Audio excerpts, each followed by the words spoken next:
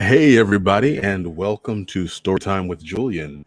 It is Thursday, 9/10 at 10 p.m. So September the 10th, I should say, at 10 p.m. And I'm so happy to have you here. Good to see everybody. I hope everybody's kind of getting used to the new process, the new surroundings. Hope you all got a chance to read the disclaimer so everybody knows what's up. Tonight, we are breaking the spine on a brand new book. We're going to be checking out Gorilla My Love. Let's get it up in the camera. There you go. It's so nice now that the camera shows everything front side. Remember, we used to have like the little reverse mirror image, but here we go. This is Gorilla My Love by Toni Cade Bambara. And there's information about Ms. Bambara up on the Storytime Facebook page, but this is my first time being introduced to her work and really my first time coming to know her as an author. So this is going to be a very interesting and exciting read for me, and I hope the same is true for you. We're going to read two stories from Ms. Bambara tonight. Now, actually, I was looking over the schedule, and originally I had 3 stories selected. So depending on how the first 2 go, we're certainly going to make some time for discussion because especially because this is a new author for us, I really want for us to, you know, kind of dig in and custom and everything. If time permits, we'll go into that third story, or I'm trying to find where my simple collection is, because usually I keep it right here at the mic, but it's not here. So I think I put it back on the bookshelf, or we might read a simple story. All of that, excuse me. You're going to call that allergies and keep it moving. All of that, of course, is contingent on how the read goes. So the 2 stories that we're reading tonight, if you saw the promo, then you know, are My Man Bovanne and Blues Ain't No Mockingbird. Now, in doing the research for this, I ran across a couple of other readings of Blues Ain't No Mockingbird, which were shudder. Yeah, they were really, There's some real unpleasantness in that in those reads that I found. But what I did here in the split second that I kind of clicked through was there's some dialect and some accents, and you know that I love reading dialect, so I'm actually really excited about Blues Ain't No Mockingbird, and presumably we'll see some of the same in My Man Bovanne. Now, the editorial and admin team have been hard at work trying to make sure that we do as much vetting of the stories beforehand as possible. These 2 stories have been vetted by one of our editors, and we are grateful and thankful for that. Still, the disclaimer applies. I have not read this work. This will be a cold read. This is my first time reading it. And so with that being said, let's jump right into My Man Bovanne. I'm going to go ahead and take the glasses off because pink is, oh, wait, hold up. I forgot the book light. Book light always helps. Get the book light going. There we are. That's actually much better.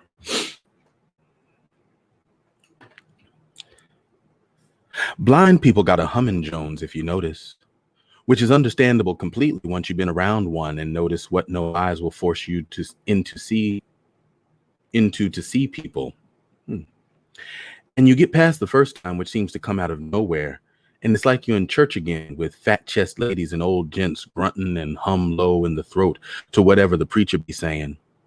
Shaky B bottom lip all swole up with the sweet peach, and me explaining how come the sweet potato bread was $1.25 this time instead of $1 regular. And he say, he understand. Then he break into this dizzing kind of hum, which is quiet, but fearsome just the same if you ain't ready for it, which I wasn't.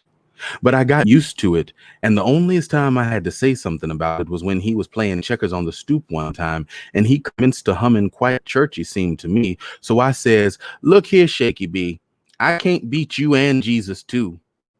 He stopped. So that's how come I asked my man Bovanne to dance. He ain't my man, mind you, just a nice old gent from the block that we all know because he fixes things, and the kids like him, or used to, before Black Power got hold of their minds and mess them up till they can't be civil to old folks. So we at this benefit for my niece's cousin who's running for something with this black party, something or another behind her. And I press up close to dance with Bovanne, who blind, and I'm humming and he humming, chest to chest like talking. Not jamming my breasts into the man, wasn't about tits, was about vibrations. And he dug it and asked me what color dress I had on, and how my hair was fixed, and how I was doing without a man. Not nosy, but nice like. And who was at this affair, and was the canapes dainty, stingy, or healthy enough to get a good hold proper? Comfy and cheery is what I'm trying to get across. Touch talking like the heel of the hand on the tambourine or on a drum. But right away, Jolie come up on us and frowned for dancing so close to the man. My own son, who knows what kind of warm I am about, and don't grown men call me long distance in the middle of the night for a little mama comfort? But he frowned, which ain't right since Bovanne can't see and defend himself. Just a nice old man who fixes toasters and busted irons and bicycles and things and changes the lock on my door when my men friends get messy. Nice man.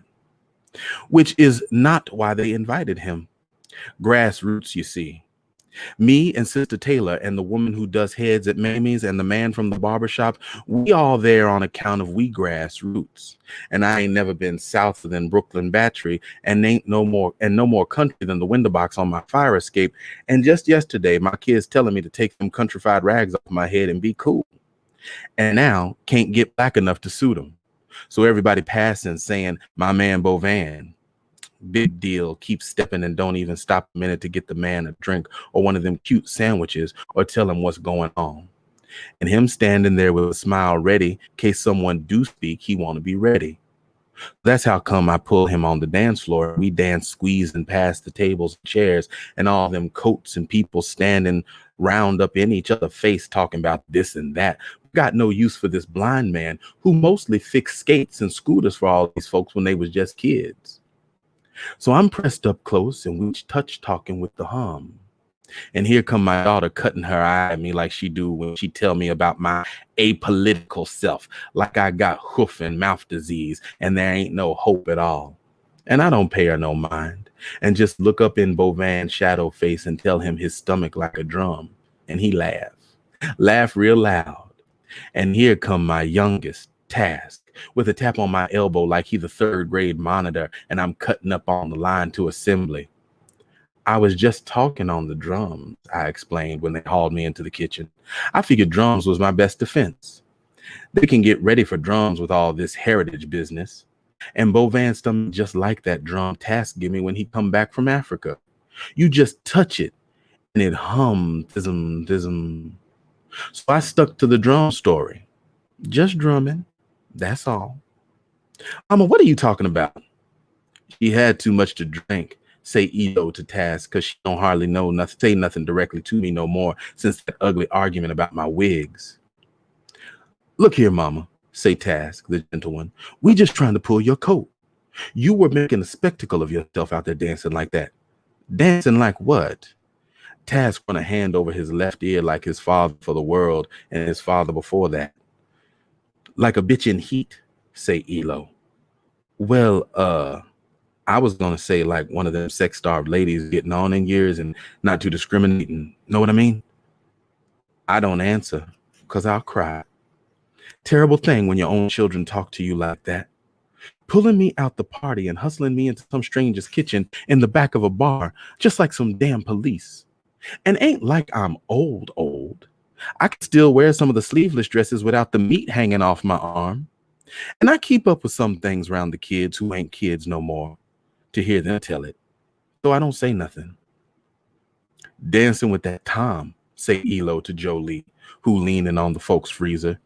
His feet can smell a cracker a mile away and go into the shuffle number post haste. And them eyes, he could be a little bit more considerate and put on some shades. Who wants to look at them blown out fuse that, is this what they call the generation gap? I say. Generation gaps, spits Elo, like I suggested castor oil and fricasseed possum in the milkshakes or something. That's a white concept for a white phenomenon. There's no generation gap among black people. We are a cult. Yeah, never mind, says Jolie. The point is, Mama, well, It's pride. You embarrass yourself and us too dancing like that. I wasn't ashamed. Then nobody said nothing. Them standing there in their pretty clothes with their drinks in their hands and ganging up on me, and me in the third degree chair and nary a olive to my name. This felt like the police got a hold to me. First of all, Task say, holding up his hand and ticking off the offenses, the dress. Now, that dress is too short, mama, and too low for your age. And Tamu's gonna make a speech tonight to kick off the campaign, and we'll be introducing you and expecting you to organize the Council of Elders. Me? Didn't nobody ask me nothing. You mean Niecy? She changed her name?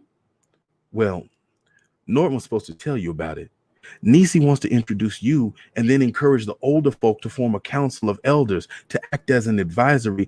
And you gonna be standing there with your boobs out and that wig on your head and that hem up to your ass. And people will say, ain't that the horny bitch that was grinding with the blind dude? Elo, be cool a minute, say Task, getting to the next finger. And then there's the drinking, mama. You know you can't drink because the next thing you know, you be laughing loud and carrying on. He grabbed another finger for the loudness. And then there's the dancing. You've been tattooed on the man for 4 records straight and slow dragging even on the fast numbers. How you think that look for a woman your age? What's my age? What? I'm asking you a simple question. You keep talking about what's proper for a woman my age. How old am I anyhow? And Jolie slams his eyes shut and squinches his face to figure. And Task run a hand over his ear and stare into his glass like the ice cube's gonna calculate for him. And Elo just staring at the top of my head like she gonna rip the wig off any minute. Is your hair braided up underneath that thing? If so, why don't you take it off? You always did do a neat cornrow. Uh-huh. Because I'm thinking how she couldn't undo her hair fast enough talking about cornrows so countrified, none of which was the subject. How old, I say? 61 or you a damn lie, Jolie Peoples. And that's the other thing, say Task on his fingers. You know what? You can all kiss, I say, getting up and brushing the wrinkles out my lap. Oh, mama, Elo say, putting a hand on my shoulder like she hasn't done since she left home, and the hand landing light and not sure it's supposed to be there, which hurt me to my heart. Because this was the child in our happiness for Mr. Peoples died. And I carried that child strapped to my chest till she was nearly 2. We was close is what I'm trying to tell you. Because it was more me in the child than the others. And even after Task, it was the girl child I covered in the night and wept over for no reason at all, lest it was she was a chub like me and not very pretty, but a warm child. And how things get to this, that she can't even put a sure hand on me and say, Mama, we love you and care about you, and you entitled to enjoy yourself because you a good woman. And then there's Reverend Trent, say Task, glancing from left to right, like they hatching a plot now, letting me in on it. You were supposed to be talking with him tonight, Mama, about giving us his basement for campaign headquarters, and didn't nobody tell me nothing. If grassroots mean you keep in the dark, I can't use it. I really can't. And Reverend Trent a fool anyway, the way he tore into the widow man up there on Edgecombe because he wouldn't take in 3 of them foster children, and the woman not even comfy in the ground yet, and the man's mind messed up. And look here, say Task. What we need is a family conference so we can get all this stuff cleared up and laid out on the table. In the meantime, I think we better get back into the other room and tend to business. And in the meantime, Mama, see if you can't get to Reverend Trent. And you want me to belly rub with the Reverend? That it? Oh, damn, Elo say, and go through the swinging door. We'll talk about this at dinner. How's tomorrow night, Jolie? With Jolie being self-important, I'm wondering who's doing the cooking and how come ain't nobody asks me if I'm free and do I get a corsage and things like that. Then Joe nod that it's okay, and he go through the swinging door. Just a little hubbub come through from the other room. Then Task smile his smile, looking just like his daddy when he leaves. And it's just me in this stranger kitchen, which was a mess I would never let my kitchen look like. Poison you just to look at the pots. Then the door swings the other way, and it's my man Bovanne standing there saying, Miss Hazel, but looking at the deep fry and then the steam table. And most surprised when I come up on him from the other direction and take on him out of nowhere. Past the folks pushing up toward the stage where Niecy and some other people sitting and ready to talk, and folks getting to the last of the sandwiches and the booze before they settle down in one spot and listen serious. And I'm thinking about telling Bovanne what a lovely long dress Niecy got on, and the earrings and her hair piled up in a comb, and the people we about to hear all getting screwed and got out of form for our own party, and everybody there listening and looking. But instead, I just haul the man on out of there. And Joe Lee and his wife look at me like I'm terrible, but they ain't said boo to the man yet, because he blind and old and don't nobody there need him since they grown up and don't need they skates fixed no more. Where are we going, Miss Hazel? Him knowing all the time. First, we're going to buy you some dark sunglasses. Then you coming with me to the supermarket so I can pick up tomorrow's dinner, which is going to be a grand thing proper, and you invited. Then we go to my house. That'd be fine.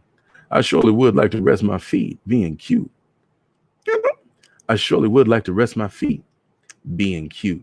But you got to let men play out how they little show, blind or not. So he chat on about how tired he is and how he appreciate me taking him in hand this way. And I'm thinking I'll have him change the lock on my door first thing. Then I'll give the man a nice warm bath with jasmine leaves in the water, a little Epsom salt on the sponge to do his back, and then a good rub down with rose water and olive oil. Then a cup of lemon tea with a taste in it, and a little talcum, some of the fancy stuff Niecy's mother sent over last Christmas, and then a massage, a good face massage around the forehead was the working part, because you got to take care of older folks and let them know they still need to run the Mio machine and keep the spark plugs clean and fix the mailboxes for folk who might help get our breakfast program going, and the school for little kids and the campaign and all, because old folks is the nation. That's what Niecy was saying, and I mean to do my part. I imagine you a very pretty woman, Miss Hazel. I surely am, I say, just like the hussy my daughter always said I was. And thus endeth the story. I like that. I like that. That story ended too fast for my taste, y'all. Like, it's only 10:18. I could have gone another 15 pages on that. That story was my man Bovanne. Hold up a second. I forgot to do something. We was going, whoop, there we go. That's the story I just read. That was my man Bovanne. Let's see what some of the comments were. First of all, thank y'all for blessing me when I sneezed. I appreciate it. Angel Monique says, who child speaks to them like that? Apparently her children. It sounds like she grew up down south, raised them up in New York, and well, that's all I'm going to say about that part right there. April Rice says she wishes her son would. I do not think anybody really wishes their son would. It seems like a lot of y'all take some issue with the blatant disrespect. But yeah, it was galling. Like, real talk. I mean, for those of you all who have seen Tuesday to 2 with Mama, and y'all know the kind of relationship me and my mama have, and I wouldn't have said any of this foolishness to her, like ever, never. This was a wild one, but this was a really delightful little story. I can tell now that we are going to have plenty of time, but let's move right on into we're going to move right on into Blues Ain't No Mockingbird, unless you've got some other comments. I'm just kind of really digging the rhythm and the flow of these stories, so I'm kind of anxious to get to the next one. Interesting and really delightful time period that story was set in, right? Like, it's interesting to note how, as the world was changing so dramatically, certain things were persistent. And this idea, I was really fascinated by the idea that the generation gap was a white construct for a white phenomenon. I think some of us here might disagree. But I did love the sentiment behind there's no gap between us. And there is some truth to that too. When you pass on your stories, when you connect via your stories, the gap gets tremendously smaller. But I think the values held and shared from generation to generation changed dramatically. One kind of absurd, maybe absurd example, but one that is resonating for me right now. I remember when I remember when I was in college. I'm showing my age right here if the gray hair doesn't do it already. I remember when I was in college, um, Lauryn Hill's Doo Wop, That Thing came out. And at the time, we were all like, yo, this is dope. Like, this is such a dope, positive song. Like, it's giving a positive message. And like, that was the song to be held up as, look, she's giving like a positive message for young girls, saying you don't gotta be what all these men in hip hop are saying you are. And it was considered by a lot of people to be really empowering.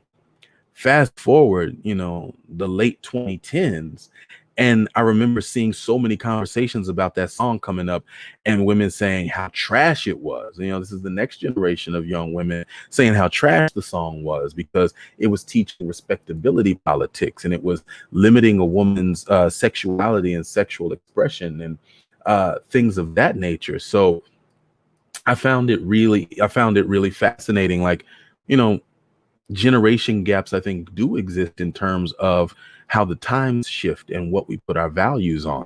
I found it interesting that the mother here, Hazel, that she found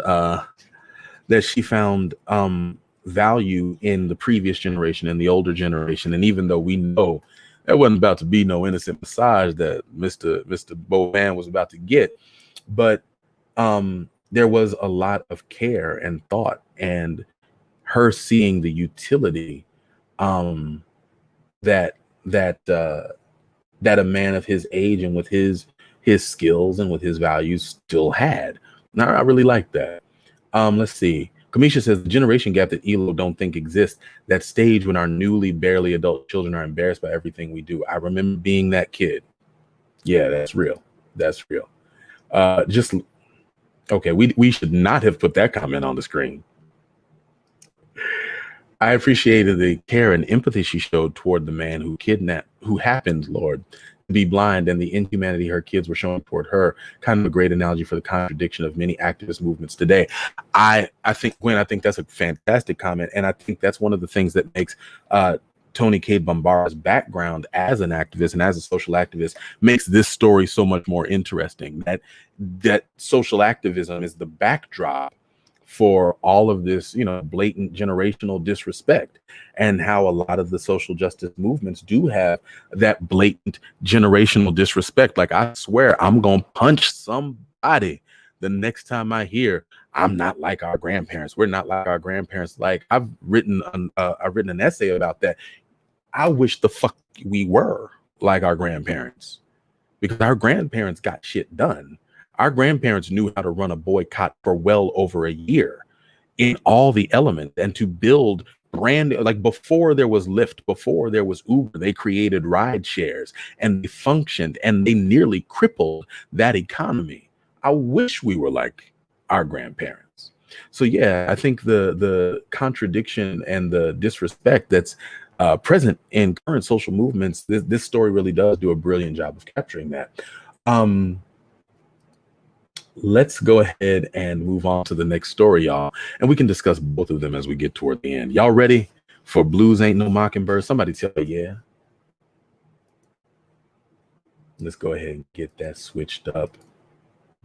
Blues Ain't No Mockingbird.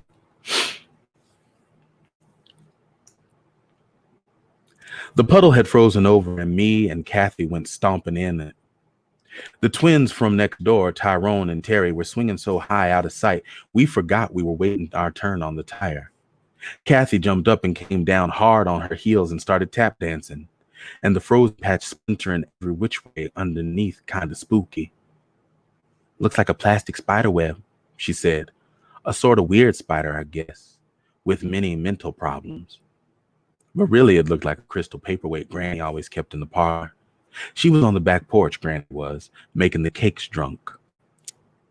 The old ladle dripping rum into the Christmas tins like it used to drip maple syrup into the pails when we lived in the Judson's woods, like it poured cider into the vats when we were on the Cooper's place, like it used to scoop buttermilk and soft cheese when we lived at the dairy.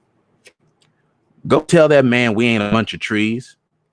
Ma'am, I said tell that man to go away from here with that camera. Me and Kathy look over toward the meadow where the men with the station wagon been roaming all morning. The tall man with a huge camera lassoed to his shoulder was buzzing our way. They making movie pictures, yelled Tyrone, stiffening his legs and twisting so the tired come down slow so they could see. They making movie pictures, sang out Terry. That boy don't never have nothing original to say, Kathy groaned up. By the time the man with the camera had cut across our neighbor's yard, the twins were out of the trees swinging low, and Granny was on to the steps, the screen door bamming soft and scratchy against her palms. We thought we'd get to shoot two of the house and everything, and then, good morning, Granny cut him off and smiled that smile. Good morning, he said, head all the way down Bingo does when you yell to him about the bones on the kitchen floor. Nice place you got here, Auntie. We thought we'd take a... Did you? Said Granny with her eyebrows. Kathy pulled up her socks and giggled. Nice things here, said the man, buzzing his camera over the yard. The pecan barrels, the sled, me, Kathy, and the flowers, the printed stones along the driveway, the trees, the twins, the tool shed. I don't know anything about the thing, the it, and the stuff, said Granny, still talking with her eyebrows. Just people here is what I tend to consider. Cameraman stopped buzzing. Kathy giggled into her collar. Morning, ladies, a new man said. He had come up behind us when we weren't looking. And gents, discovering the twin, giving him a nasty look. We're filming for the county, he said with a smile. Mind if we shoot a bit around here? I do indeed, said Granny with no smile. Smiling Man was smiling up a storm. So was Kathy, but he didn't seem to have another word to say. So he and the cameraman backed on out the yard. But you could hear the camera buzzing still. Suppose you just shut that machine off, said Granny real low through her teeth. I want to do that one again. Suppose you just shut that machine off, said Granny real low through her teeth, and took a step down off the porch and then another. Now, Auntie, camera said, pointing the thing straight at her, your mama and I are not related. Smiling Man got out his notebook and a chewed up pencil. Listen, he said, moving into our backyard. We'd like to have a statement from you for the film. We're filming for the county, see? Part of the food stamp campaign. You know about the food stamps? Granny said nothing. Maybe there's something you want to say for the film. I see you grow your own vegetables.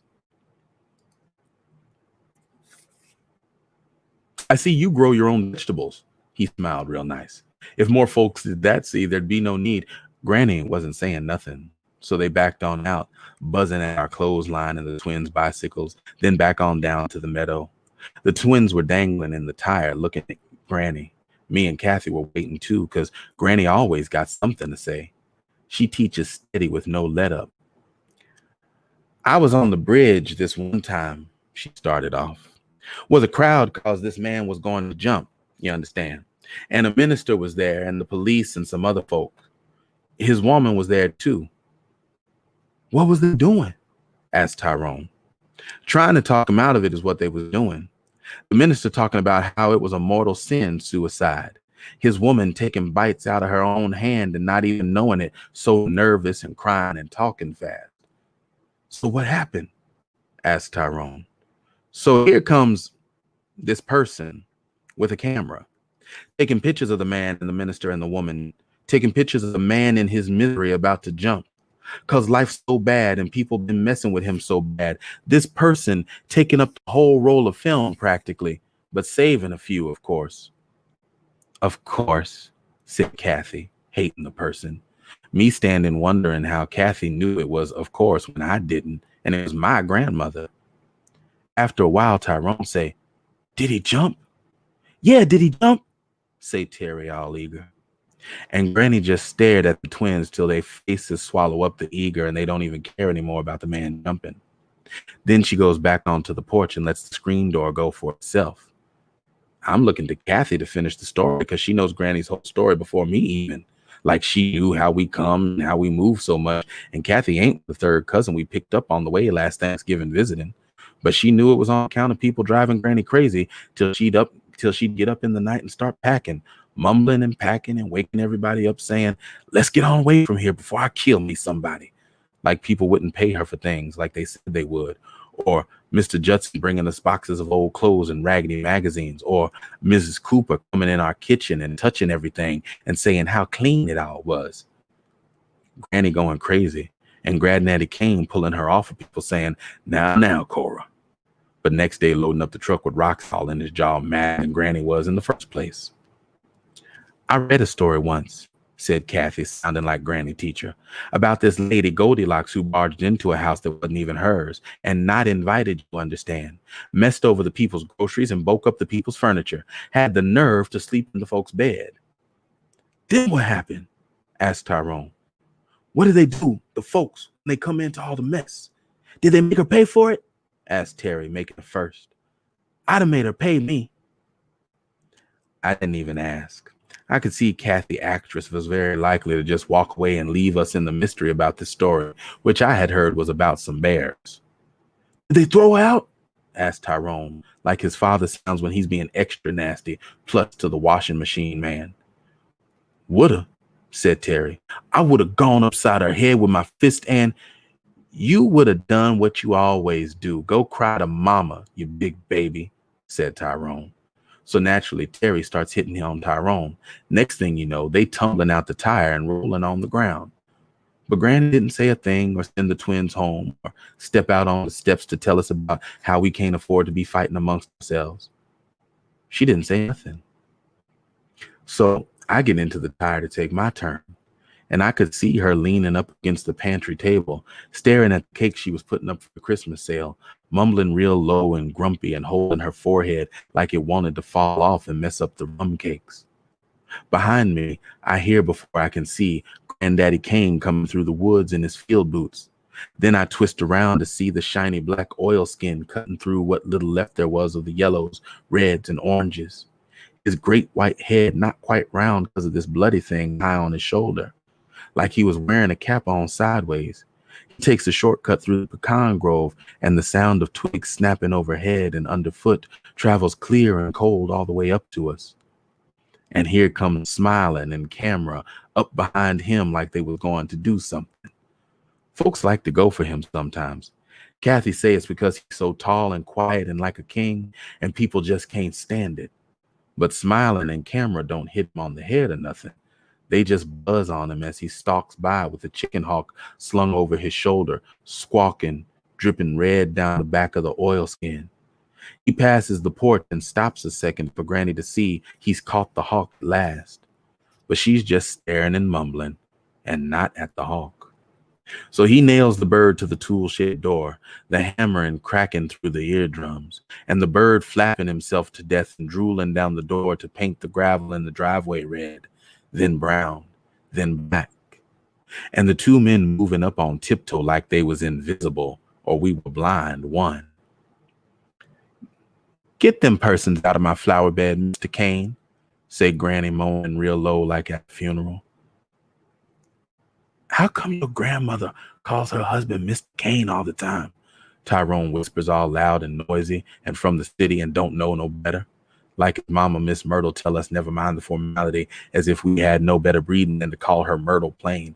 And this awful thing, a giant hawk, come wailing up over the meadow, flying low and tilted and screaming, zigzagging through the pecan grove, breaking branches and hollering, snapping past the clothesline, flying every which way, flying into things reckless with crazy. How come to claim his mate? Say Kathy fast and ducks down. We all fall quick and flat into the gravel driveway, stones scraping my face. I squinch my eyes open again at the hawk on the door, trying to fly up out of her death like it was just a sack flown. Trying to fly up out of her death like it was just a sack flown into by mistake. Her body holding her there on that nail, though. The mate beating the air overhead and clutching for hair, for heads, for landing space. The cameraman ducking and bending and running and falling, jiggling the camera and scared. And Smiling, jumping up and done swiping at the huge bird, trying to bring the hawk down with just his raggedy old cap. Granddaddy Kane straight up and silent, watching the circles of the hawk, then aiming the hammer off his wrist. The giant bird falling, silent and slow. Then here comes Cameron smiling, all big and bad now that the awful screeching thing is on its back and broken. Here they come.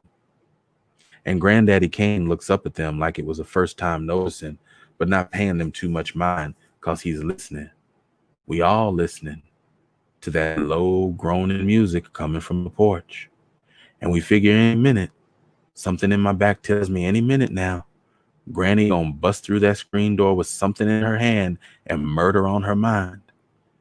So Granddaddy said above the buzzing but quiet, "Good day, gentlemen." Just like that. Like he'd invited them to play cards and they'd stayed too long and all the sandwiches were gone and Reverend Reb was dropping by and it was time to go. They didn't know what to do. But like Kathy say, folks can't stand Granddaddy tall and silent and like a king. They can't neither. The smile, the men smiling is pulling their mouth back and showing the teeth, looking like the wolf man, both of them. Then Granddaddy holds his hand out, this huge hand I used to sit in when I was a baby, and he'd carry me through the house to my mother like I was a gift on a tray, like he used to on the trains. They called the other men just waiters, but they spoke of Granddaddy separate and said, "the waiter," and said he had engines in his feet and motors in his hands and couldn't no train throw him off and couldn't nobody turn him around, that he were big enough for motors, his hands were. He held that one hand out all still and it getting to be not at all a hand, but a person in itself. "He wants you to hand him the camera," smiling whispers to camera, tilting his head to talk secret like they was in the jungle or something and come upon a native that don't speak the language. The men start untying the straps and they put the camera into that great hand, speckled with the hawk's blood, all black and crackly now. And the hand don't even drop with the weight, just the fingers move, curl up around the machine. But Granddaddy looking straight at the men. They looking at each other and at everywhere but Granddaddy's face. "We filming for the county, see," say smiling. "We putting together a movie for the food stamp program, filming all around the parts, filming for the county." "Can I have my camera back?" The tall man with no machine on his shoulder but still keeping it high like the camera was still there or needed to be. "Please, sir." Then Granddaddy's other hand flies up like a sudden gentle bird and slaps down fast on top of the camera and lifts half of it like it was a calabash cut for sharing. "Hey!" Camera jumps forward. He gathers up the parts into his chest and everything unrolling and falling all over. "What you trying to do? You'll ruin the film." He looks down into his chest of metal reels and things like he's protecting a kitten from cold. "You standing in the Mrs. Flower bed," say Granddaddy. "This is our own place." The two men look at him, then at each other, then back at the mess in the cameraman's chest, and they just back off. One saying over and over all the way down to the meadow, "Watch it, Bruno. Keep your fingers off the film." Then Granddaddy picks up the hammer and jams it into the oilskin pocket, scrapes his boots, and goes into the house. And you can hear the squish of his boots heading through the house. And you can see the funny shadow he throws from the parlor window onto the ground back by the string bean patch. The hammer dragging the pocket of the oilskin out so Granddaddy look even wider. Granny was humming now, high, not low and grumbly. And she was doing the cakes again. You could smell the molasses from the rum. "There's this story I'm going to write one day," said Kathy Dreamer, "about the proper use of the hammer." "Can I be in it?"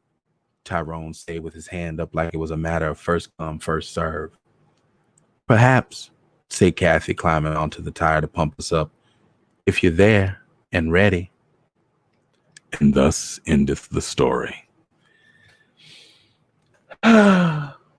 I'm in love, y'all. I'm in love with Toni Cade Bambara. I'm in love. That was a great story. I have a friend who, her father is a very stoic, very, a man whose power is in his silence. And I often refer to him when talking to her as the Silent King. Um, Silent King Sunshine is what I call him. And yes, I'm already writing a story about it. Um, that was fantastic. And oh my gosh, the language in that story, had so much poetry. I wish I could go back and read it again. There's at least two sections that I want to give a reread to. One in particular was the appearance of the hawkmate. I read that like it was a continuation of the previous thought because it was written that way. At least that's how it occurred for me.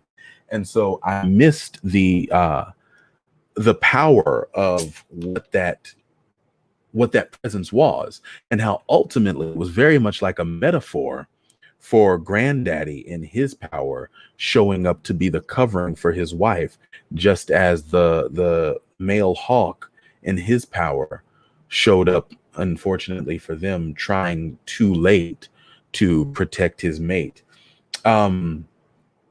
That line, hold up, let's go ahead and get some of the comments going. First of all, if you'd like to purchase Gorilla My Love, here is a link. For those of you who are following on Facebook, you can click that link directly in the comments to a Black-owned local bookstore that can send it to you just as fast as Amazon could. So why not? Why not do it? Lush. I mean, the love between them. The fact that all she had to do was just whisper, "Get those men out of my flower bed." And granddaddy soldiered up, man. I loved that. Like that is the way that I want to occur for the woman who will be my partner in life. That all she got to do is, baby, handle my light work. I'm gonna get the handling it. Like that is real talk.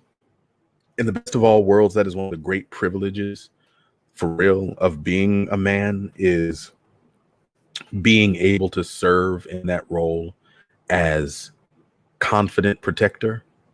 Like one of the best feelings in life for me was, and when I was married, one of the best feelings in my life was that everybody in my wife's circle, but before they had even met me, from pictures and from online sharing and commentary, the running conversation was, "You don't want it with Mr. Long." And I very much enjoyed being Mr. Long for her. I very much enjoyed being exactly who she could call on and know that the shit was going to stop right then. And so I got a lot of love for the granddaddy in this story. Let's go back and check out some of the comments and see what we're saying. Angel Monique hopes to be spicy like that when she's an elder, pretending as though she's not spicy like that right now. That again, really? We got now we can publicly share the comments, and this is what we do. We use that word, such language. Granny told them to get gone a while ago, and they got it's their own fault. I am with you, Lisa Bobbitt. They had every opportunity to disperse and dismiss themselves. They chose otherwise. It's a damn shame what they did to that camera. As granddaddy's camera now, for sure. I see a lot of y'all love granddaddy like I love granddaddy too. This was a great story. What's Terry Meredith got to say? I loved the line like it was trying to fly up out of its own death. Yes, that's what I'm talking about. That's that poetry. That's that poetic language that was just all up in through there. Y'all, these stories ended so fast. What in the hells is going on? Like, I'm really not ready to be done. I mean, there's obviously we could talk about it more, and hell, I might even invite somebody up on camera. Terry Meredith saying definitely have to cop this, and we've already shown the link. So by all means, I think everybody, if you fell in love as hard and fast as I just did from these two stories, then yes, let us all go and cop this. There is a link in the comments to do so. Oh, and that's I'm my own meme now. I feel you. Joker says that she misses her grandpa and this did not help. And I'm sorry. I know that those feelings can be hard. It made me miss my granddaddy too. My granddaddy married his longtime second love, Miss Mary, and they were both, shriveled string beans of people by the time I came of age. But yeah, he was that for her, even though he was far less the towering man that my mother described. Yeah, so I feel y'all. Before we take a minute, I think I would like to do a third story, so I'm going to let y'all vote your thoughts on that in the comments, because while I can see the reactions up top, I can't actually see them floating up the way I used to. So in the comments, if y'all are ready for a third story, we're going to read the actual titular story from this collection, Gorilla My Love. If you're voting for simple, you have to give me a minute to fetch the book. And if y'all just want to keep chopping it up for the next 15 minutes or so, we could do that. But I mean, it's really story time with Julian and not chopping it up about the stories time with Julian. But while we're taking a break, please, please, please, ma'am, please, sir, let me know that you love the show. Follow and support. If you are just now tuning in for the first time, if you're not on Facebook and you're visiting us from YouTube or from Twitter, please, if you're a Facebook person, go on Facebook and like and follow the page at Storytime with Julian. For those of you who do have accounts on Twitter, but you haven't followed us yet, please follow us on Twitter. It's at Storytime Julian. Get rid of the with, just plain at Storytime Julian. And you're going to have to do a little bit of searching for YouTube, but I would really love to build up our YouTube subscriber base, because as we do that, I'll be able to offer you more programming, some stuff that's not live, but little pockets of stories that I'm just kind of reading and sharing for you as we continue to grow this and develop the production values. I have so much more that I want to share and more ways that I want to share it with you. And YouTube is going to afford us a lot more flexibility. So please subscribe to YouTube. The link is really long and complicated right now, but go to YouTube, search for Storytime with Julian, look for my face, look for the pink and purple lights, and that's us. And if you want to follow me on Twitter, I don't tweet as much as other people, but I tweet a lot more than I used to. You can find me on Twitter's at Magnet for Awesome. Right now, while you got a minute, pick up your phone device and on a bit, because I feel like you're probably watching me either on your computer or your laptop or your tablet, which means you have another device that you can use to go to the Twitters and to the YouTubes. Do that, please, and help me out, please. Oh, look at God working through Terry Meredith. Please subscribe right now to that link right there. That's on your screen. And I think we're going to go ahead and do another story from Gorilla My Love. So let's let that happen. Go ahead and just boom, boom, boom, boom. Give me just a second while we get it together, y'all.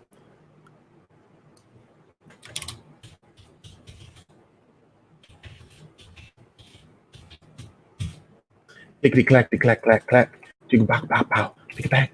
Take it don. Let's make it happen, Captain. Let's go on and do it. Hey, have I told y'all lately how much I love you? Because I do. Y'all all right with me. I don't care what they say about you on Facebook. Y'all all right with me. We're going to get it going with this third and final story for the night. I'm going to go ahead and put the comments back up so I can eventually see y'all. We got just enough time to make this work. Gorilla My Love.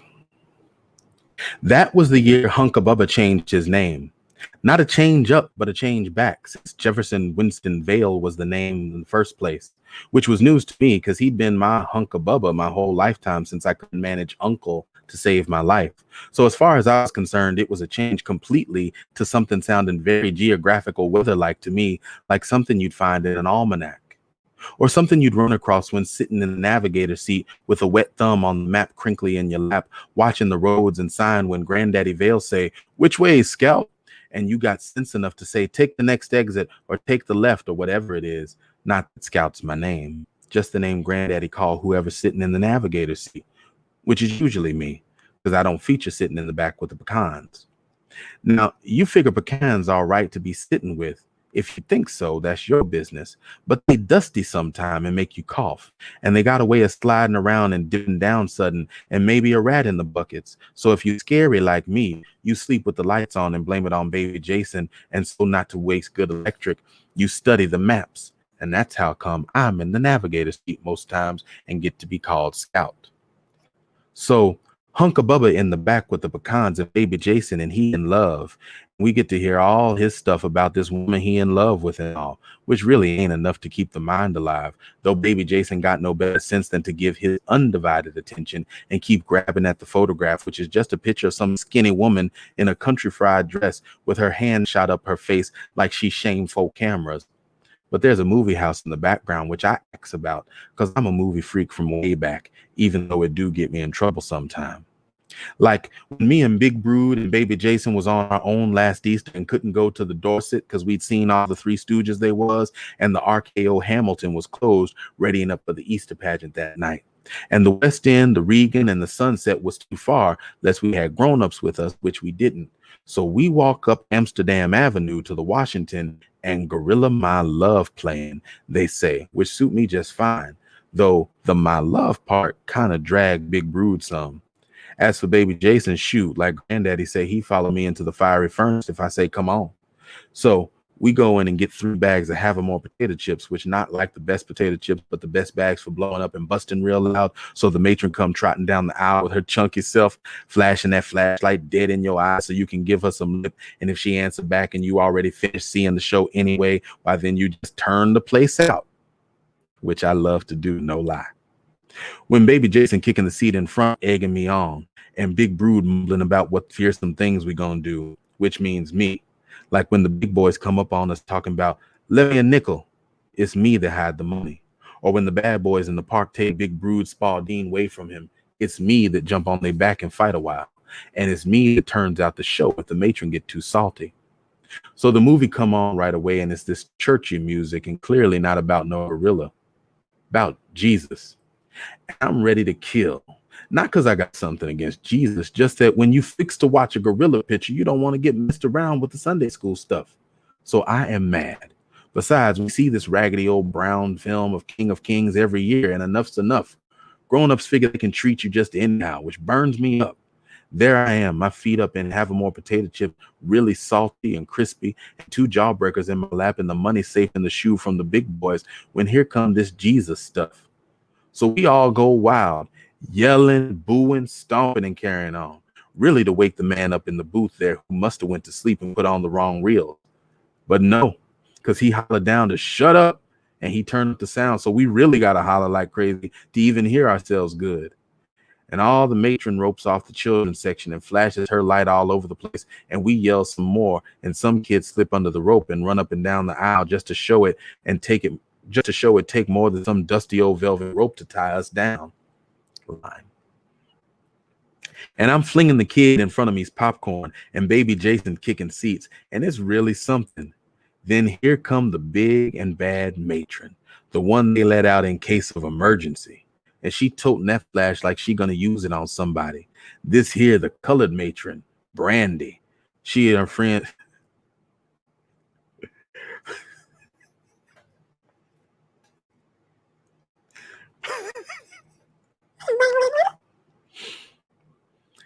This here, the colored matron, Brandy, and her friends call her Thunder Buns. She do not play. She do not smile. So we shut up and watch the simple ass picture, which is not so simple as it is stupid, because I realize that just about anybody in my family is better than this God they're always talking about.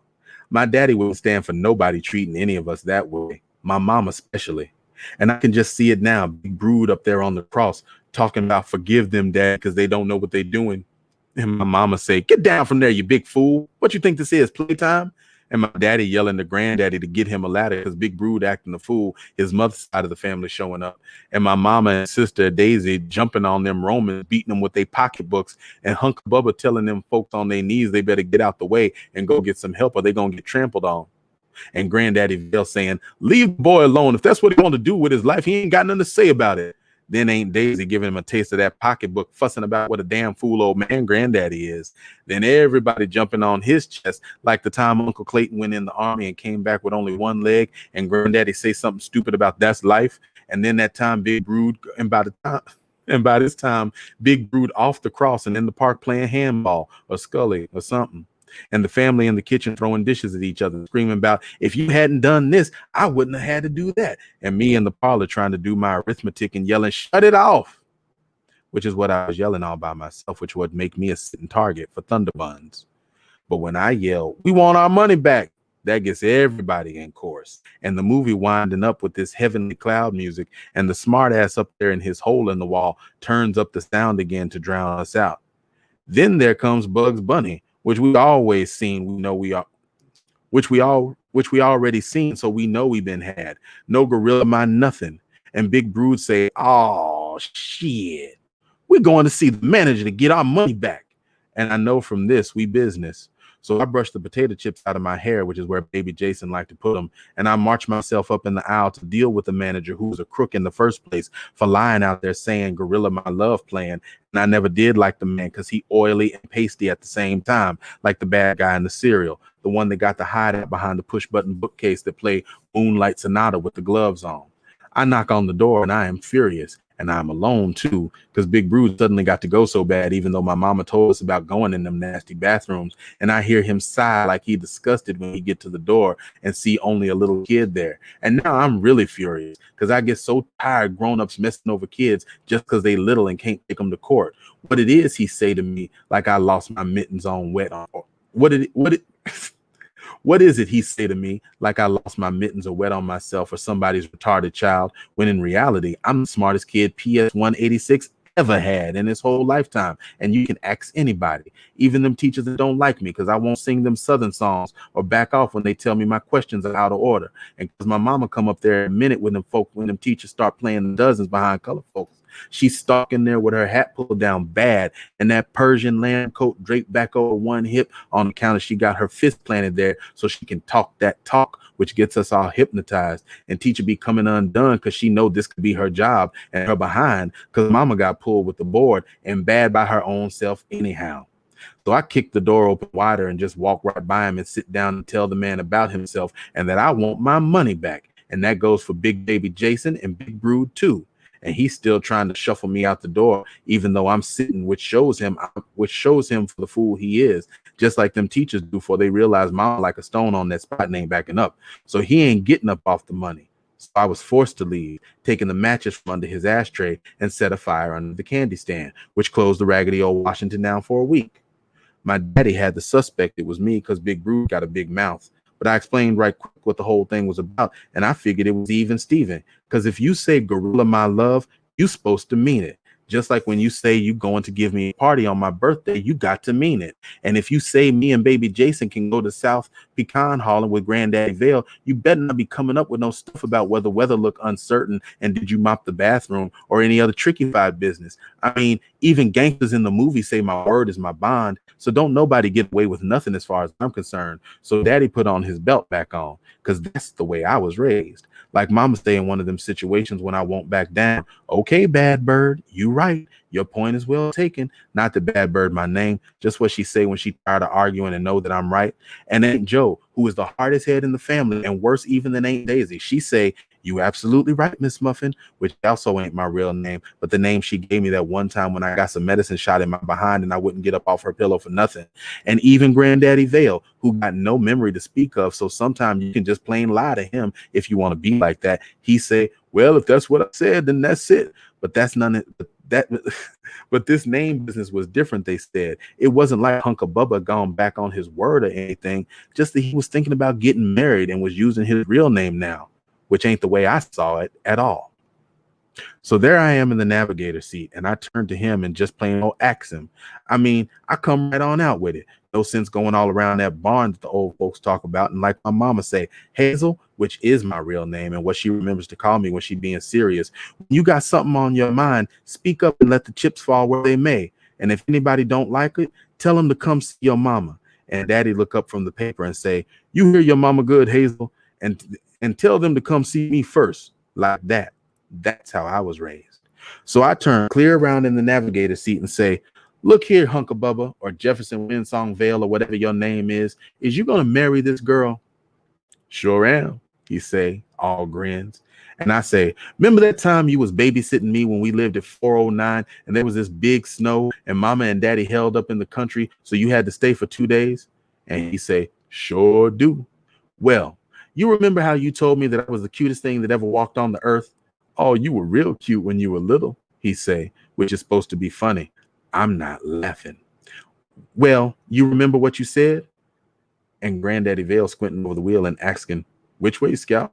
But Scout is busy and don't care if we all get lost for days. What you mean, Peaches? My name is Hazel. And what I mean is you said you were going to marry me when I grew up. You were just going to wait. That's what I mean, my dear Uncle Jefferson. And he don't say nothing. Just look at me real strange, like he never saw me before in life. Like he lost it on some weird town in the middle of the night and looking for directions. There's no one to ask. Like it was me that messed up the maps and turned the road post around. Well, you said it, didn't you? And baby Jason looking back and forth like we playing ping pong. Only I ain't playing. I'm hurting. And I can hear that I'm screaming. And Granddaddy Vale mumbling how we never gonna get to where we going if I don't turn around and take my navigator job serious. Well, for crying out loud, Hazel, you just a little girl. And I was just for teasing. And I was just teasing. I say back just how he said it so he can hear what a terrible thing it is. Then I don't say nothing. And he don't say nothing. And baby Jason don't say nothing no how. Then Granddaddy Vale speak up. Look here, precious. It was Hunka Bubba what told you them things. This here, Jefferson Winston Vale. And Hunka Bubba say, that's right. That was somebody else. I'm a new somebody. You a lying dog, I say. When I meant to say treacherous dog, just couldn't get a hold of the word. It slipped away from me. And I'm crying and crumpling down in the seat and just don't care. And Granddaddy say to hush and steps down on the gas. And I'm losing my bearings and don't even know where to look on the map because I can't see for crying. And baby Jason crying too, because he's my blood brother and understands that we must stick together or be forever lost. What with grown-ups playing change up and turning you round every which way so bad. And they don't even say they sorry. And thus endeth the story. Yo! That's it. It's a wrap. I fucking love this author. I love this author. I love Toni Cade Bambara. I said it.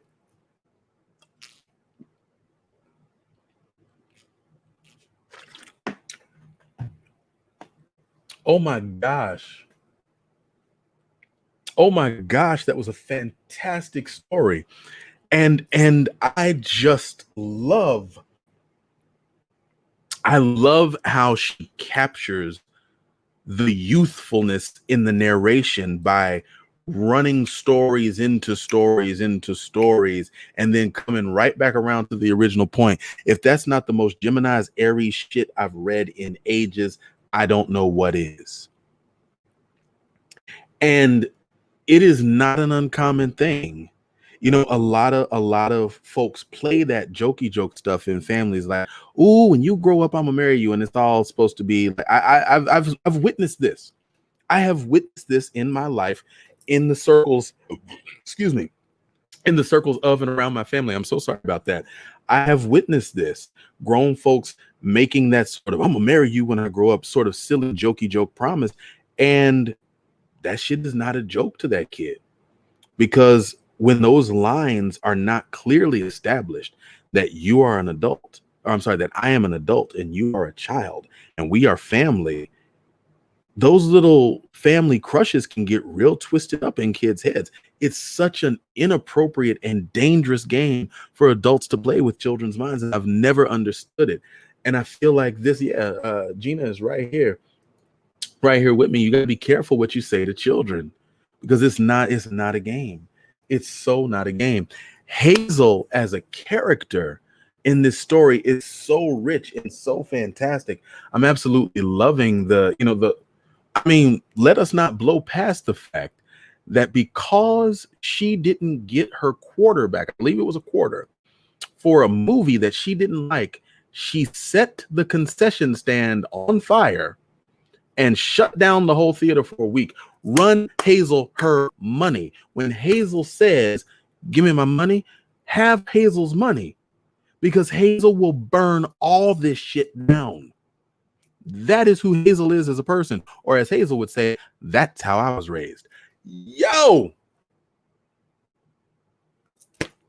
I love this story. Like, I love these stories. I don't think I have ever read 3 stories back to back to back and just loved all 3 of them. So it's so good. It has an odor. It's so good. It almost has an odor. That's how dope it was. Judy Lee says, I think I was Hazel about 55 years ago. I think I would chance that there are a few people in this space who can identify with that experience. I really do. I really do. I would chance that there are. I do believe that this right here, this right here, that line right there, yeah.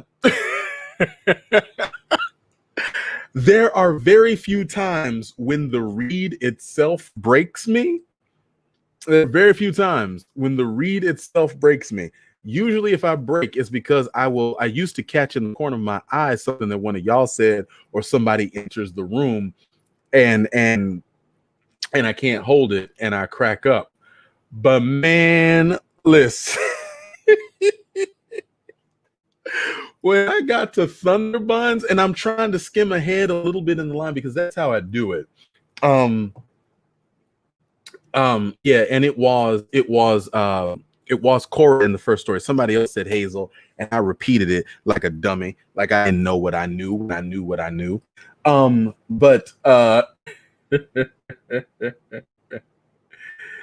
Yo, when I got to that line, I tried so hard to keep it together. But yeah. See, now I'm all kind of confused with the names. Look, y'all. Y'all sort that out amongst yourself. When y'all get straight, I'll put it on the screen. I think April Wright got it though. Hazel is a mood. Like, boom, that's the t-shirt.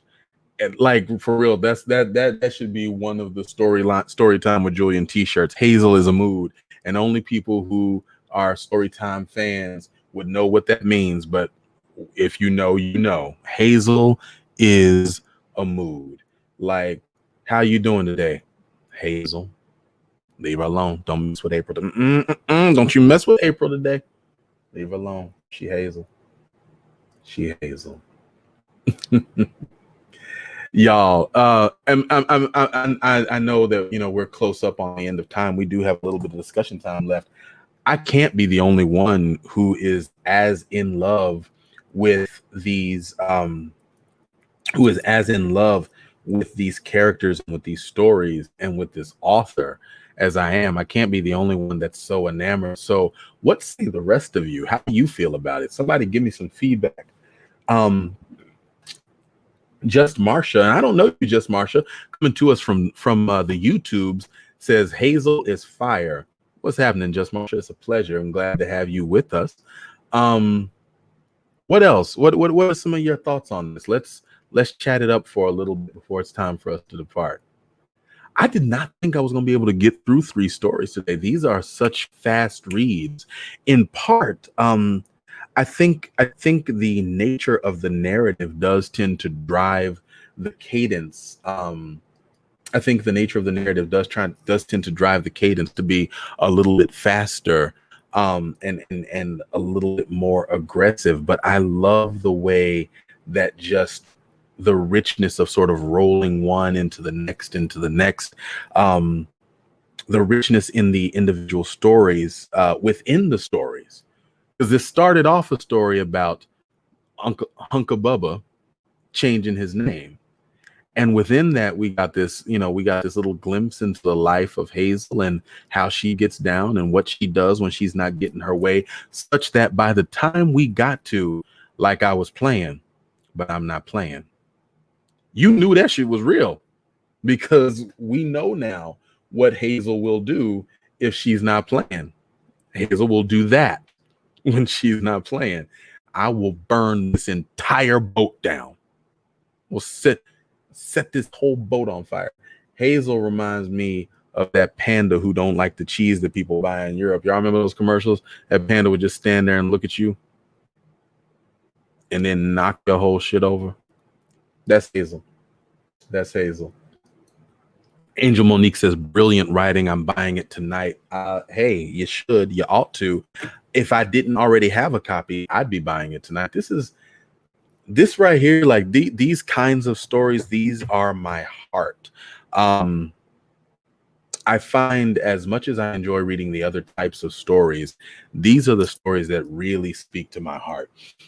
It's about 11:11. There is no rule that says we need to keep the show going. I see some of y'all starting to drop off, and that's okay. But for those of you who remain, thank you so much for coming and spending time with us here on Storytime with Julian.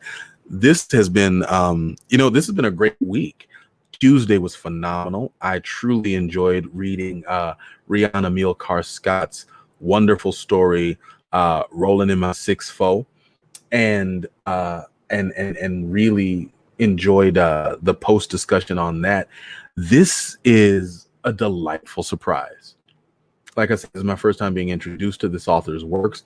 I am enthralled. I am enamored. I want to go back and learn more about her and learn more about what informs these stories. And I'm going to read at least one story that I have no intention of reading here on the program, so that I can perfect her dialects and kind of get a sense of the period and the rhythms of speech that she's going for there. Because all of this was cold, but I feel like there's some things that I'm missing. Like this dialect occurs for me, what I used to call, when I lived in New York, in my earlier days of New York, just coming out of Kentucky and St. Louis, I used to call the way that I spoke there my contretto, because it was sort of a country ghetto hybrid that sort of, got more crafted and shaped and defined as my time in New York grew.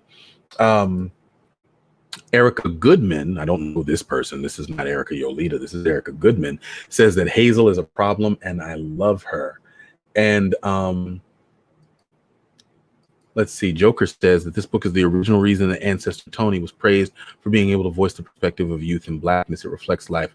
So from the perspective of a young woman who knows adults don't respect children and people don't respect women. That is true. There is so much social commentary in this girl's communication about adults and how they don't do children right, and it remains so true. Thank you so much, Kamisha. As we wind down, I appreciate that. Much love to you. You always make a point to extend that gratitude and that graciousness, and I really, really love it. Let's see. Thank you so much for that, Erica Goodman. I appreciate it. We certainly are trying, as we continue to grow this format. You're going to see a lot of things change. Like, let me mess around and get somebody else who can man the studio while I'm actually doing the reading. It's going to be on and popping, as they say. Thank you, Gina Gems. And let's see. Terry Meredith says, I definitely have to cop this book, but I have to finish Nala's book first and the author. Wow. Have we not been introduced to so many phenomenal authors in this space? Like those of you all who have been rocking with us since late March when we started this thing.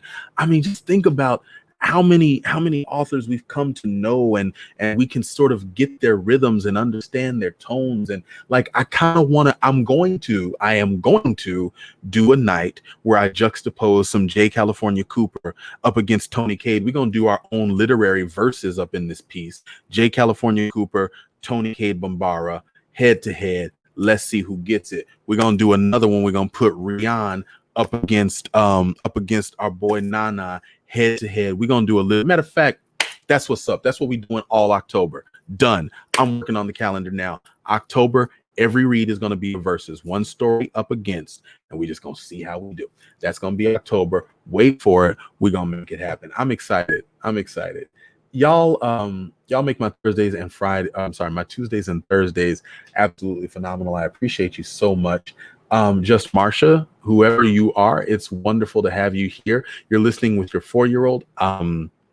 There's a disclaimer about the language. I'm just going to say that right now, because mess around with me, your 4-year-old gonna have a vocabulary, a whole other vocabulary. There's gonna be some great words that you want him to learn. There's gonna be some you wish that he did not know, or she did not know. Oh, he loves Storytime that he did not know. For those of you who keep saying that you need to cop the book, here is where you can do that. Please make sure that you support Black authors and that you support Black bookstores, and we're just gonna make this whole thing happen. Carrie Meredith is a phenomenal supporter, and we are glad to have her here. And that is that. All right, y'all. We're gonna go ahead and call it. We're gonna go ahead and call it a night. This has been Storytime with Julian. I am he. This has been our time. I love you. I appreciate you. Thank you so much. Stay for the closing credits because it's important. And that's it. Peace.